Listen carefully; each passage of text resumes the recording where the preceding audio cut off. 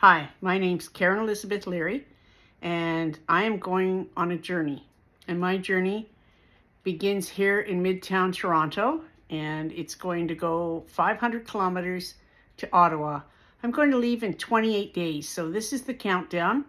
I'm starting to get excited and packing and, getting stuff organized for when I'm away. How long is it going to take me? I don't know. This is an adventure. Every day will unfold with something new, I'm sure. I am walking with my Chihuahua for company, and not sure where we'll stay each night and not sure who we're going to meet. But the purpose of the walk is to do a couple of things. I want to raise awareness about food insecurity for seniors. It is chronic. You think food bank usage has gone up, 300%, 500% in the last year? It is absolutely crazy with seniors. A lot of us can pay our rent and then have $0 for food. Think about your grandma having $0 for food. Not a nice thought. So in our building, we started a small pantry, and that pantry is filled with shelf-stable items. And when we can get it, which is quite often, we fill it with fresh food. And that's what goes first. The fresh fruit and the fresh vegetables. People clamor that stuff. And rightly so. It's the healthy stuff. One of the things that's really hit home for me is about seniors' health in relation to what they eat. If they eat junk food, they're going to have a junk health life. I mean, it's going to be brutal. I had a heart attack and then I had a stroke, and somewhere in there, I ended up in the hospital for COVID.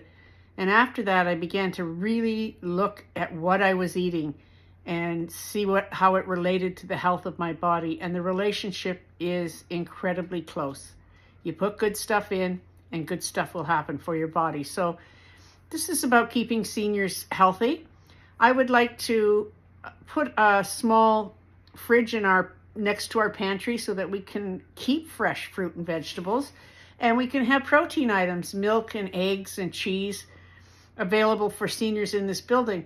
There's 150 of us here, and surprisingly, the percentage, I thought it was about maybe 10%, but I've been watching the usage at our pantry, and I would guess it's more like 35 or 40%. So you're approaching about 50 individuals here who are food insecure in this building. And it may be higher than that, because what you're dealing with here is boomer shame. A lot of boomers don't want people to know that they're hungry or that they haven't been able to take care of themselves. So I find a lot of boomers come down to the pantry in the middle of the night when nobody can see them cross the lobby and take food that they need. I'm not begrudging that.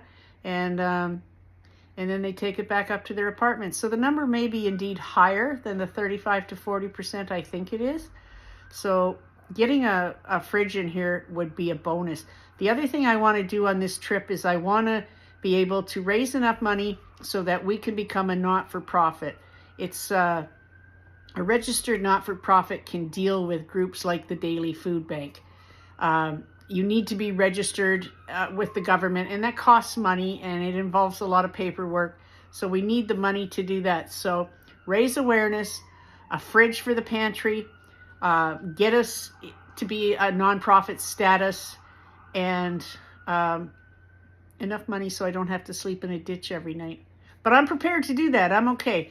On this journey, I'm going to talk to every politician I can meet, whether it's a mayor or a councillor or an MPP or an MP, and I'm going to talk to people on the street and people in coffee shops and anywhere I can engage in a conversation about how we get better food into our seniors on a timely basis. Okay, so that's video number 1.